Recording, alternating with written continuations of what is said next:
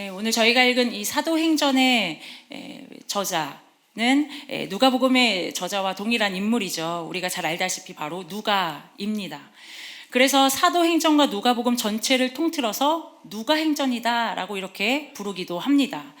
이것은 누가복음과 사도행전을 뭔가 따로따로 독립적인 책으로 보는 것이 아니라 저자 누가가 지은 1권과 2권의 책으로 보아도 된다는 것입니다. 오늘 우리가 살펴볼 사도행전 1장은 누가복음과 그 누가복음의 내용과 연결하는 다리 역할을 하고 있는데, 앞으로 전개될 사도행전의 중요한 주제들을 대해서도 소개하고 있는 것이 바로 이 사도행전의 1장의 역할입니다. 먼저 사도행전 1장 1절과 2절에서는 누가가 적었던 이 누가복음의 내용을 좀 요약하고 있습니다. 예수님의 사역을 한 문장으로 요약하면 1절에 누가가 기록한 것처럼 행하시며 가르치시기입니다. 누가복음 24장 19절에도 보면요, 그는 하나님과 모든 백성 앞에서 말과 일에 능하신 선지자이거늘 이렇게 기록하고 있습니다. 누가는 예수님의 탄생과 공생의 사역, 그리고 십자가 고난 또한 승천까지 이 모든 것을 예수님의 말과 행동이라는 주제로 표현을 하고 있습니다. 그리고 승천에서 끝나지 않고 계속해서 진행되고 있는 그 예수님의 행적에 대해서 누가는 사도행전에서 계속해서 그의 기록을 이어가고 있는 것입니다. 특별히 오늘 1장 3절과 5절을 보면요, 예수님께서 부활하시고 나서 40일 동안 하신 일들에 대해서 짧게 기록하고 있습니다. 저는 지난 9월부터 10월까지 말씀학교 화요 오전반에서 부활하신 예수님께서 40일 동안 하신 그 일들, 예수님의 행적을 따라가 보는 시간을 성도님들과 가졌습니다. 예수님은 부활하셔서 먼저 사도들에게 나타나셔서 자신이 부활하심을 다시 사셨다라는 것을 직접 증명하셨습니다. 그러시고 그들에게 하나님 나라의 일을 말씀하셨죠. 그런 다음 부활하신 예수님의 마지막 행적이 바로 오늘 사도행전 본문에 나오는 예수님의 승천입니다. 누가복음의 마지막 24장을 보면요, 예수님께서는 제자들을 직접 축복하시고 그 제자들이 보는 앞에서 하늘로 올라가시는 장면으로 이 누가복음은 마무리되고 있습니다. 부활하신 예수님께서 제자들이 있는 곳에 다시 오셔서 하나님 나라의 일을 말씀해 주셨지만, 여러분, 결국 부활하신 예수님의 마무리는요, 떠나시는 것, 그러니까 제자들을 떠나 승천하시는 것이 누가복음의 결론이었습니다. 그런데 누가는요, 그의 두 번째 책인 사도행전을 시작하면서 다시 반복해서 예수님의 승천에 대해 가장 먼저 기록하고 있습니다. 누가는 누가복음의 마지막 24장과 사도행전의 첫 시작 1장의 연결고리가 되는 것이 바로 예수님의 부활과 승천이라는 것을 말씀을 통해 보여주고 있습니다. 여러분, 우리가 어떤 책이나 드라마, 영화가 어떤 단편이 아닌 시리즈로 볼 때 중요한 것이 1, 2, 3편을 연속해서 빠뜨리지 않고 이어서 봐야 한다는 거죠. 왜죠?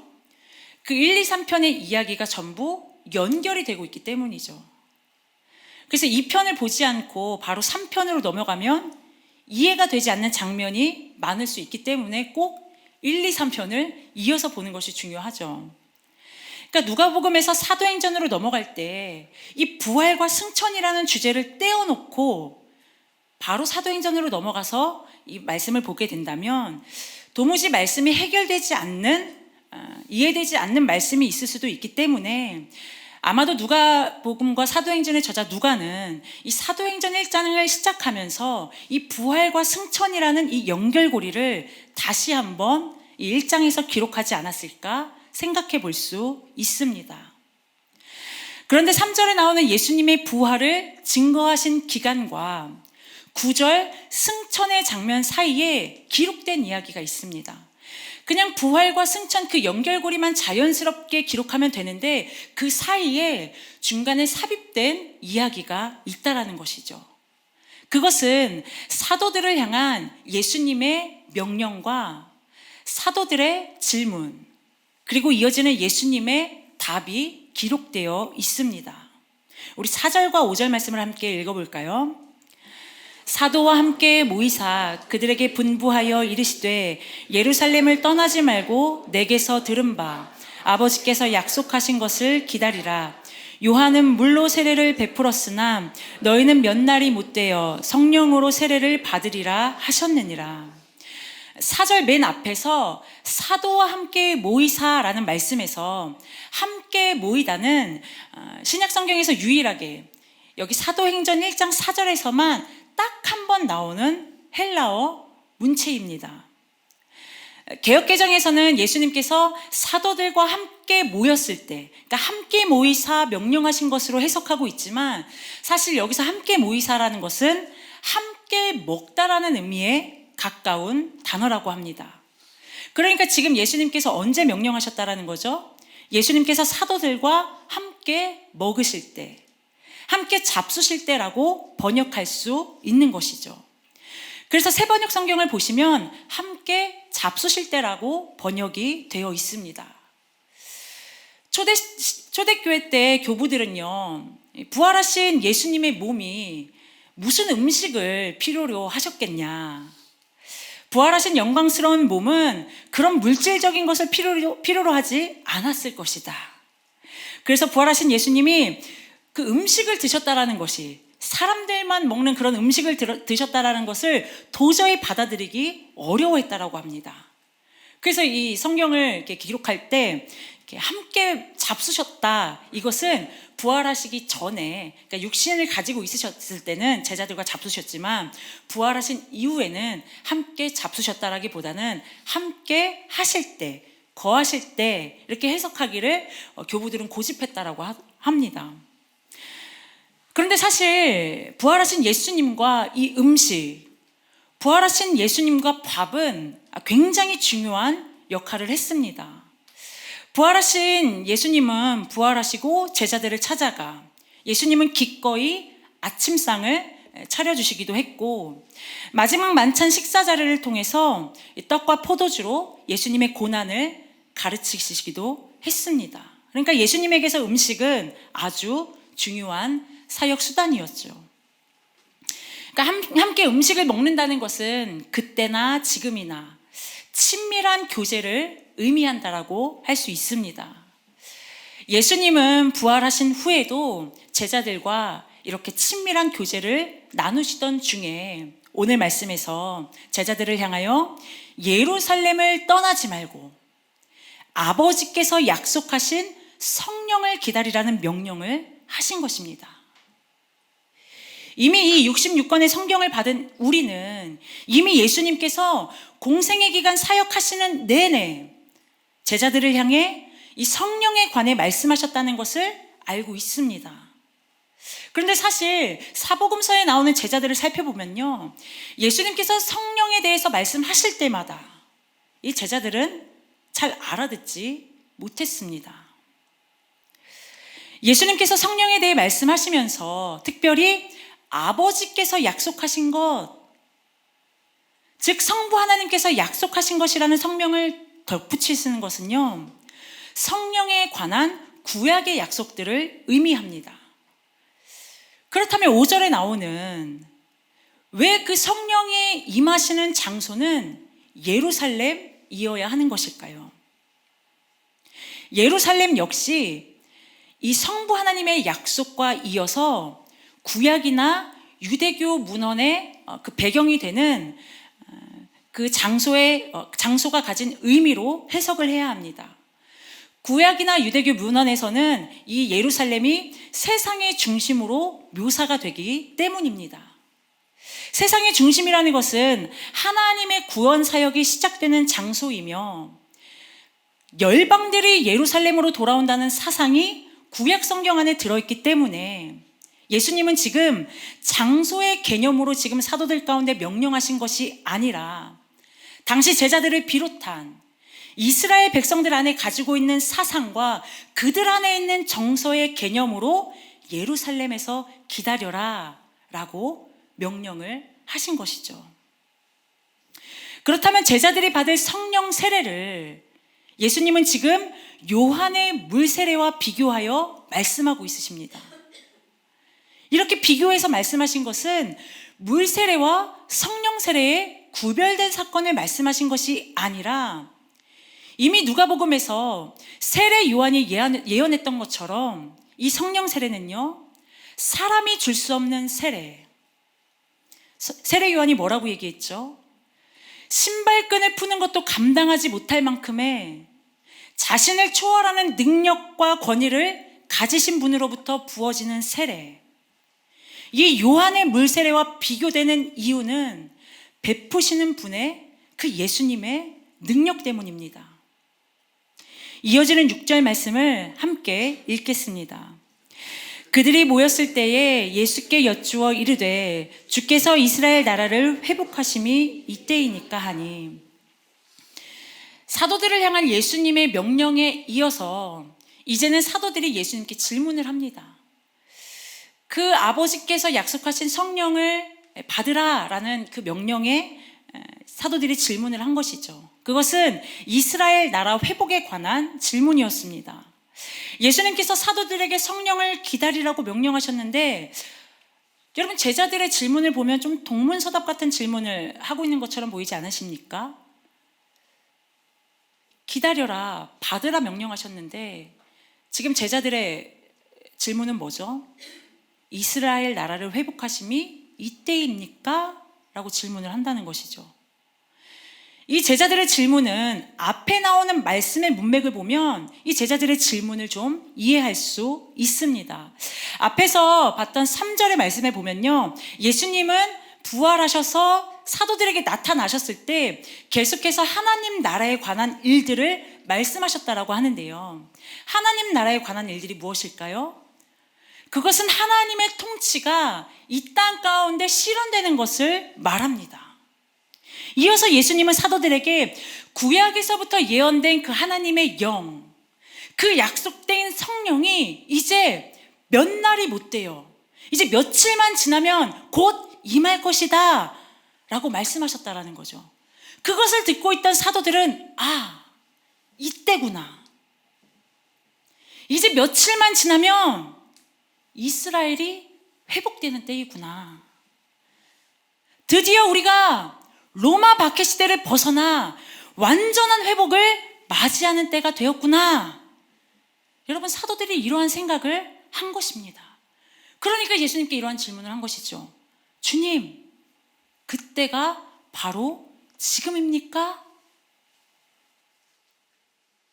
그러니까 사도들은 이스라엘 백성으로서, 유대인으로서 지극히 할 수 있는 아주 자연스러운 질문을 예수님께 한 것입니다.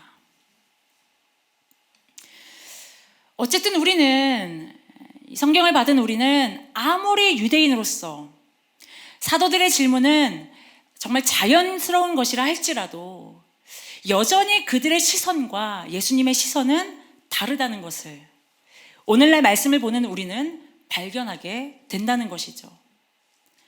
사도들은 하나님 나라와 성령의 오심이 이스라엘의 회복과 정치적 해방의 상태, 딱 그 정도까지만 볼 수 있을 뿐, 앞으로 사도행전에서 펼쳐질 선교, 그 복음의 전파까지는 바라보지 못하는 한계를 우리는 성경에서 제자들을 통해 발견하게 됩니다.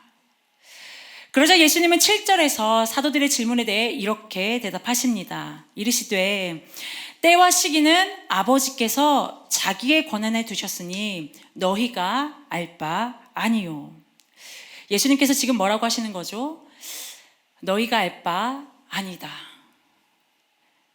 여러분, 뭔가 좀 궁금하고 알고 싶어서 지금 말씀하시는데 이게 맞나요? 라고 제자들이 질문했는데 예수님이 알 바가 아니라는 거예요. 여러분 상상해 보세요. 저는 상처받았을 것 같아요. 이거 맞아요? 근데 너 알 바 아니야. 근데 상처받을 것 같아요. 여러분, 그런데 말씀을 한번 자세히 보시기 바랍니다. 한번 7절 말씀을 띄워주실래요? 이 말씀을 자세히 보면요, 때에 대해 묻는 사도들의 질문에 대해서 예수님은 직접적으로 아니다라고 답하시지 않았습니다. 오히려 이때입니까? 하는 질문에 예수님은 때와 시기는 아버지께서 자기의 권한에 두셨다라는 것이 예수님의 답입니다. 이것은 때와 시기의 권한이 하나님께 있다라는 것이 예수님의 답이라는 것이죠. 예수님 자신도 인정하시는 것입니다. 그 때와 시기는 예수님도 알 수 없다는 것이에요. 오직 성부 하나님만이 알고 계신다라고 사도들에게 친절하게 대답해 주신 거예요.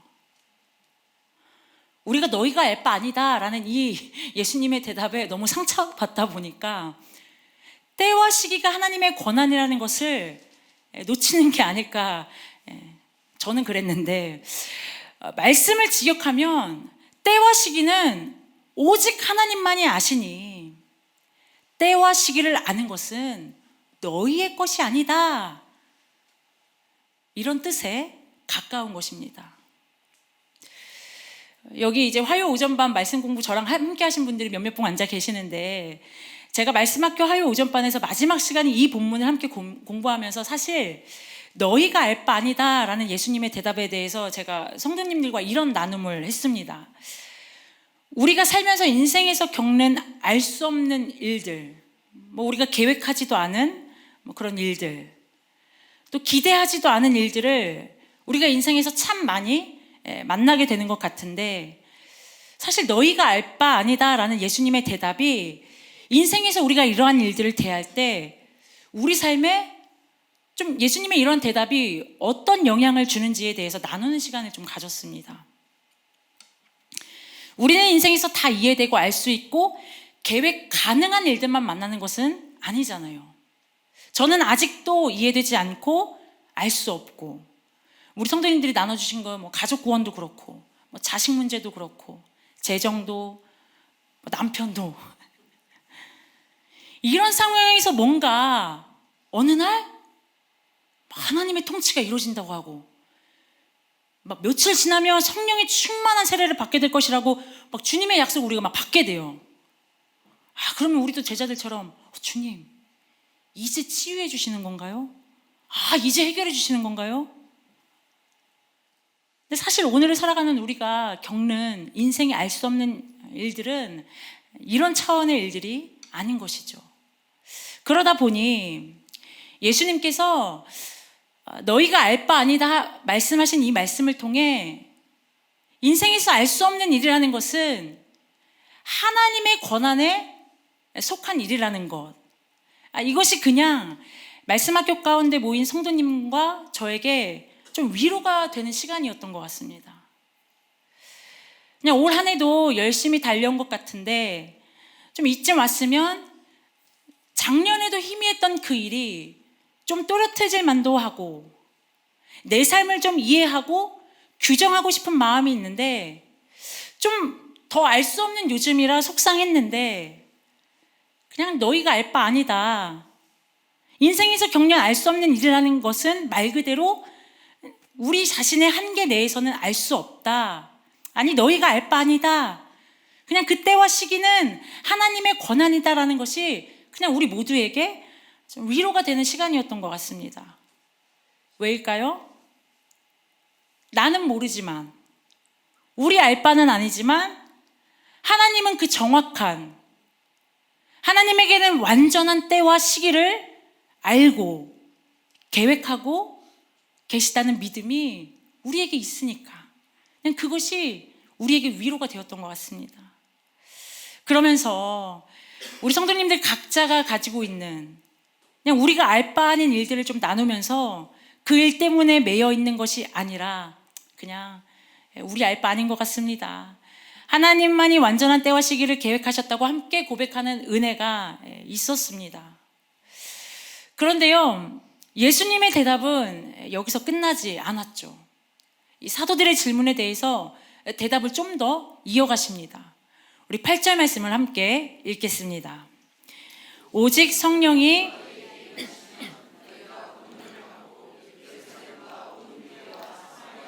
땅끝까지 이르러 내 증인이 되리라 하시니라. 여러분, 이 말씀은 예수님께서 승천하시기 전에 하신 마지막 말씀입니다. 예수님은 5절에서 약속한 성령 세례에 대한 결과를 이제 8절 말씀에서 말씀하십니다. 그리고 이 결과는 사도행전 28장 전체를 통해서 어떻게 실현되어 나타나는지를 알 수 있습니다. 그래서 8절 말씀을 사도행전 전체를 요약한 말씀이라고 볼 수 있습니다. 예수님은 이미 4절과 5절을 통해 하나님께서 약속하신 그 성령을 기다리고 받을 것이라고 그 약속의 성취를 알려주셨습니다. 그리고 이제 그 성령의 임하심으로 말미암아 경험하게 될 일, 무엇이죠? 권능을 받고 증인이 되는 것도 말씀해 주셨습니다. 여러분, 여기서 끝나도 충분하지 않을까요? 권능 받고 증인이 되는 거. 자, 그런 다음 이어지는 말씀이 바로 예수님의 승천입니다. 제가 사실 지난주 말씀학교 통해서는 너희가 알 바니다라는 말씀의 위로가 너무 커서 그 은혜를 나누다 보니 사실 부활하신 예수님이 승천하시다라는 것이 중심 주제였음에도 불구하고 이 승천의 내용은 많이 나누지 못했던 것 같습니다. 오늘 오셨으니까 더 주제를 나누면 좋을 것 같은데요. 그래서 제가 다시 사도행전 1장을 보다가 문득 이런 생각이 들었습니다. 충분한데 권능도 주시고 증인도 되게 하셨는데 왜 승천하셨을까? 죄송합니다. 이건 믿음 없음이 아니라 그냥 이렇게 가졌던 그냥 저의 질문입니다. 한번 보세요. 예수님께서 부활하셔서 40일간 제자들에게 나타나셨어요. 그리고 그분의 부활을 증명하셨어요, 직접. 우리가 그 행적에서 믿지 못하는 도마에게는요, 예수님 직접 찾아가셨어요. 그 손과 옆구리를 보여주시기도 하고, 그리고 되게 감동적이었던 베드로 있잖아요. 어부 출신 제자들이 전부 갈릴리로 돌아가 물고기 잡는 그 생업의 현장으로 돌아갔을 때 특별히 예수님은 3번 부인한 베드로를 찾아가셔서 아침밤 따뜻하게 먹이시고, 베드로 일로 와봐, 따로 불러서 배신한 그 베드로에게 다시 사명을 주시잖아요. 그래서 저희가 막 그 재위임에 대한 거 굉장히 되게 감명 깊게 나눴었거든요. 막 서로 목사님, 저는 제가 예수님이었으면 베드로 다시 사명 못 줍니다. 저 같았으면 사명 다시 안 줘요. 다른 사람 샀지. 그리고 목사님, 저는 숯불만 봐도 그 예수님의 사랑이, 제 젖은 옷을 다 막 말려주실 것 같은 그 예수님의 사랑 막 고백하고, 어떤 분은 숯불만 봤어도 도망갔다. 제 말이 저려서. 그러니까 얼어붙은 마음까지도 녹여주셨다. 막 여러 가지 은혜를 나눴던 것 같아요. 정말 다양한 은혜를 나눴습니다. 이렇게 예수님은 사명을 주셨어요. 배신했음에도 불구하고 부활하셔서 굳이 다시 사명도 주세요. 그리고 사명을 감당할 능력도 주세요. 어떻게요? 성령을 통해서 능력도 주십니다. 그래서 저희가 은혜를 나눴죠. 사명은 내 힘이 아니라 성령의 능력으로 하는 것이구나. 사명도 내가 이루는 게 아니라 주님이 이뤄 가시는 거구나. 참 감사한 시간이었습니다. 그런데 그 예수님이 그냥 부활하셔서 그렇게 쭉 이 땅에 부활하신 채로 또 실패하면 찾아가셔서 아침밥도 주시고 숯불도 쬐어주시고 말려주시고 그냥 그렇게 쭉 계시면 되는데 승천하셨다라는 거죠. 사명을 또 잊을만 하면 알려주시고 또 꾸짖기도 하시고 곁에 있어주시지. 왜 이제 보지도 못하게 승천하셨을까? 그냥 제 안에 그런 궁금증이 들었습니다. 그래서 오늘 제목이 왜 승천하셨을까? 입니다. 9절 말씀을 보면 이 말씀을 마치시고, 그러니까 오직 성령이 너희에게 임하시면 이 말씀을 마치시고 그들이 보는데 올려져 가시니, 승천에 대해서 사도행전은 올라가셨다라고 말씀하고 있습니다. 그냥 단순히 이 올라가셨다라는 것은요, 어떤 헬라어 원어적인 의미가 있는 게 아니라 비행기가 그냥 위로 올라가듯이 단순한 올라간다라는 뜻을 가지고 있긴 합니다. 근데 여러분, 이 올라간다라는 것을 우리가 어떤 물체, 이렇게 비행기처럼 어떤 물체에 쓸 때는 그냥 이렇게 올라가는 의미가 되지만 여러분, 이 올라간다는 단어를 사람에게 쓸 때는 좀 다른 의미가 됩니다. 제가 어제 그 에베네셀 그 어르신들이랑 같이 창덕궁 궁에 다녀왔거든요. 근데 어제 인정전에 가서 우리 장로님이 설명을 해주시면서 그 왕이 이제 세자가 책봉이 돼서 왕위에 오를 때 여러 가지 왕위에 오르는 그 사례를 저희한테 설명해 주시면서 왕 위에 오른다라는 표현을 하잖아요. 비행기가 올라간다. 이거 물체가 오르는 거고, 왕이 오른다라는 것은 사람이 오른다라는 거잖아요. 여러분, 같은 오른다이지만 이것은 의미가 완전히 다르거든요. 물체에 쓰이는 것과 사람에게 쓰이는 것. 비행기가 위로 올라간다는 것에 그런 의미의 이상이죠. 세자가 왕위에 올라가게 되면 그때부터는 그 세자의 지위와 세자가 가지는 관계, 모든 것의 변화가 생기게 되는 것입니다. 그렇다면 예수님께서 지금 사도행전에서 올려져 가셨다는 것은 무엇일까요? 하나님은 자신의 독생자 예수님을 이 땅에 보내실 때 완전한 인간으로, 그러니까 육신의 아들로 보내주셨습니다. 그 무한하신 하나님의 아들 예수님을 유한한 피조물의 아들로서 이 땅에 보내주신 것이죠. 그래서 우리는 믿죠. 완전한 신성과 완전한 인성, 이것이 예수님의 정체성이라는 것을요. 그 예수님이 사망을 이기시고 부활하셨지만, 부활하셔서 제자들 가운데 나타나셨지만, 부활하신 육신의 몸은 여전히 인간 세상의 시간과 공간 속에 존재하셔야 했기에, 부활 후 40일 동안의 예수님의 행적을 보면요, 예수님을 만나거나 말씀을 듣기 위해서는 반드시 예수님과 한 공간, 예수님과 같은 시간, 그 자리에 있어야만 했습니다. 부활하시고 처음 제자들에게 나타나셨을 때 여러분, 그 자리에 누구만 없었죠? 도마만 없었습니다.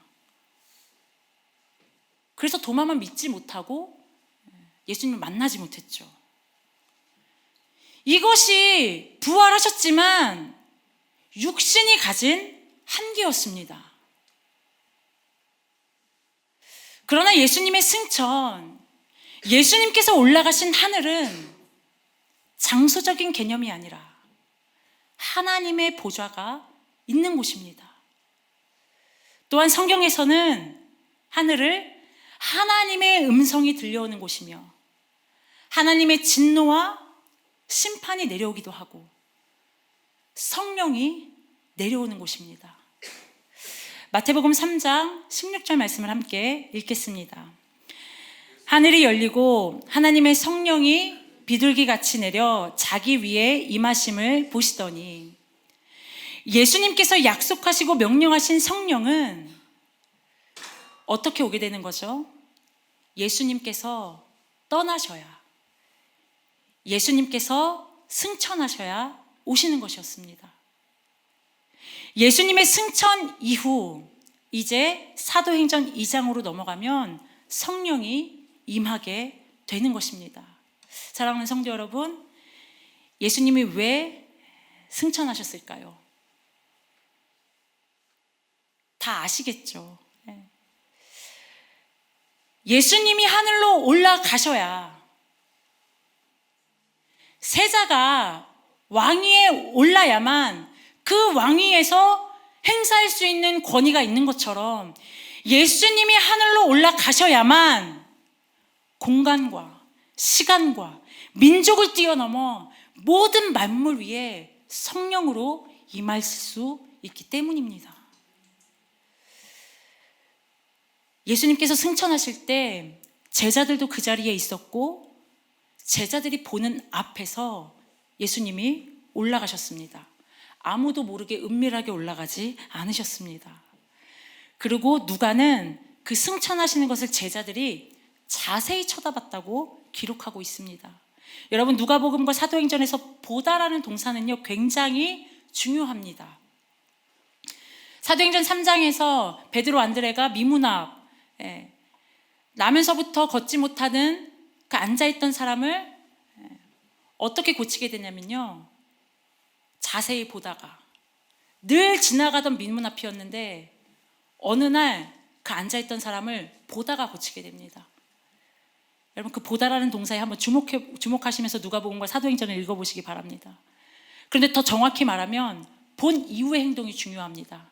베드로 안드레도 본 이후에 일어나 걸으라 말합니다. 예수 이름으로. 승천을 자세히 본 제자들은요, 이어서 어떻게 행동하죠? 예루살렘으로 돌아가 함께 모여 오로지 기도하는 일에 힘쓰다가 2장에서 마침내 성령의 충만함을 경험하게 되었고, 성령의 충만함은요, 복음을 증거하는 권능으로 각 사람에게 나타나기 시작합니다. 그 권능이 어떻게 온 유대와 사마리아와 땅끝까지 전파되고 있는지, 그것을 보여주는 것이 바로 사도행전입니다. 그렇다면 예수님의 승천은 오늘 저와 성도님들의 일상에서 어떤 의미가 되어 살아가고 계신지요? 예수님의 승천은 당시 제자들에게만 보여주시기 위한 것이었을까요? 예수님의 승천으로 인해 오늘 우리에게도 그 성령이 임하셨습니다. 그 성령을 통해서 예수님은 지금도 일하고 계신 것입니다. 예수님은 오늘도 성령을 통해 시간과 공간을 벗어나 어느 민족, 누구의 삶 속에나 찾아가 임하시기를 원합니다. 오늘 저와 성도님들의 일상에 충만히 거하길 원하시는 그 성령님의 임재를 환영하기를 원합니다. 그분의 다스림을 우리가 인정하면 좋겠습니다. 또한 예수님의 승천으로 인해 그분은 하나님 우편에 앉으셔서 모든 것을 다스리고 계시는 능력의 주님이십니다. 그것이 그분의 자리입니다. 그것을 위해 올라가신 것입니다. 여러분, 우리가 우주 만물을 다스리시는 주님을 믿는 믿음은 있는데요, 그냥 오늘 우리의 일상에서, 오늘 평범한 우리 하루에서 내 인생에 동행하시는 그 주님, 내 인생의 문제를 해결해 주시는 분이 주님이시라는 믿음은 좀 부족할 때가 있는 것 같습니다. 간혹 제가 그렇기도 합니다. 사랑하는 성도 여러분, 왜 승천하셨을까요? 예수님의 승천은요, 예수님께서 하나님의 보좌 오른편에 올라 앉으신 일입니다. 그분이 내 삶을 주관하시는 주인이라는 믿음이 우리에게 있다면 우리는 지금의 불안과 절망에서 평안과 소망을 누릴 수 있는 것입니다. 오늘 하루 또한, 또 이번 남은 한 주간 우리에게 이미 이루어진 이 사실, 예수님의 승천, 이미 이루신 승천의 이 역사가 저와 성도님들 삶에 어떤 능력이 되었는지를 우리가 바라보며 그 주님의 능력을 찬양하며 믿음으로 나아가는 우리의 모두의 삶이 되시기를 축복합니다.